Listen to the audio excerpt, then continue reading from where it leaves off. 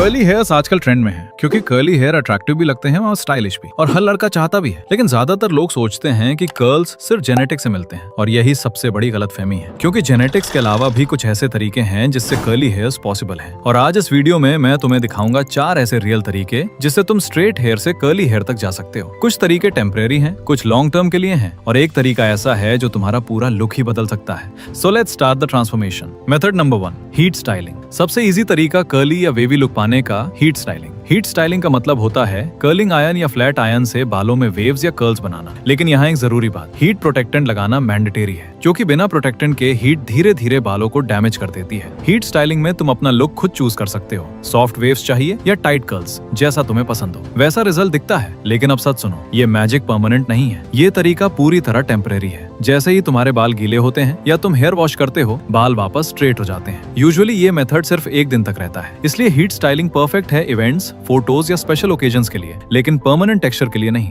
ये लुक बदलता है, बाल नहीं। और एक ऑनेस्ट एडवाइस, रोज रोज हीट देना मैं बिल्कुल रिकमेंड नहीं करता। Method number 2, पर्म। पर्म एक केमिकल ट्रीटमेंट होता है जो बालों की स्ट्रक्चर बदल देता है। ये स्ट्रेट हेयर को वेवी या कर्ली बना देता है। जो बाल ट्रीट होते हैं वो महीनों तक कर्ली रहते हैं, हाँ महीनों तक। लेकिन एक इंपॉर्टेंट बात समझो, जो नए बाल स्कैल्प से उगते हैं वो स्ट्रेट ही होते हैं, क्योंकि जेनेटिक्स तो बदलती नहीं। इसीलिए पर्म को सेमी परमानेंट कहा जाता है। तुम कर्ली हेयर्स रख सकते हो जब तक काफी स्ट्रेट हेयर ग्रो ना हो जाए, फिर डिसाइड करते हो कि दोबारा करवाना है या नहीं। तो हाँ, पर्म सबसे इफेक्टिव और सबसे लॉन्ग लास्टिंग तरीका है कर्ली हेयर पाने का, लेकिन इसके साथ रिस्पॉन्सिबिलिटी भी आती है। कर्ली हेयर जल्दी फ्रिजी हो जाता है, इसलिए केयर बहुत जरूरी है। लीव इन कंडीशनर चाहिए ताकि कर्ल्स सॉफ्ट रहें, डिफाइंड रहें और हेल्दी दिखें। केयर नहीं करोगे तो कर्ल्स ड्राई और मेसी लगेंगे, केयर करोगे तो स्टाइलिश और प्रीमियम दिखेंगे। पर्म सिर्फ बालों को ट्रांसफॉर्म करता है, लेकिन वो कितना अच्छा दिखेंगे ये केयर डिसाइड करती है। मेथड नंबर 3, सी सॉल्ट स्टाइलिंग। ये तरीका परफेक्ट है अगर तुम्हें वेव्स चाहिए, बिना हीट और बिना केमिकल्स के। सबसे पहले बाल गीले करो, फिर टॉवल से सुखाओ। इतना सुखाओ जब तक वो ड्राई ना हो जाए, सिर्फ हल्की नमी रहनी चाहिए। अब सी सॉल्ट स्प्रे लगाओ और हाथों से बालों को स्क्रंच करो, फिर नेचुरली सूखने दो। सूखने के बाद थोड़ा सा टेक्सचर पाउडर या हेयर क्ले लगाओ वेव्स को लॉक करने के लिए। ये नेचुरल मेसी बीच स्टाइल वेव लुक देगा। दिखने में ये बहुत अच्छा लगता है, लेकिन ये तुम्हारे रियल हेयर टेक्सचर को नहीं बदलता। जैसे ही तुम बाल धोते हो, वेव्स गायब हो जाती हैं। ये स्टाइल भी यूजुअली सिर्फ 1 दिन तक रहता है, इसीलिए ये परफेक्ट है पार्टीज, आउटिंग्स, फोटोज या स्पेशल डेज के लिए, डेली यूज के लिए नहीं। इसे यूज करो जब अलग दिखना हो, लेकिन हर रोज नहीं लगाना, क्योंकि ये भी लुक बदलता है, बाल नहीं। अब अगला तरीका प्योरली नेचुरल होने वाला है। Method number 4, rubber band curl method. इस मेथड में ना हीट है और ना केमिकल्स, लेकिन मैं पहले ही सच बता दूं,